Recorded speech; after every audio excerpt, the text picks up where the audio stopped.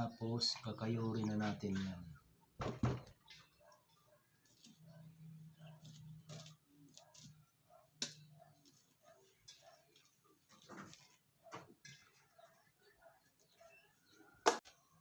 Ganyan ang kulay niyan. Mamaya iba na ang kulay niyan. Hanggang mag-ibang kulay niyan. Hina lang ang apoy. Ayan. Ayan. Iba na ang kulay niya, idol. Oh.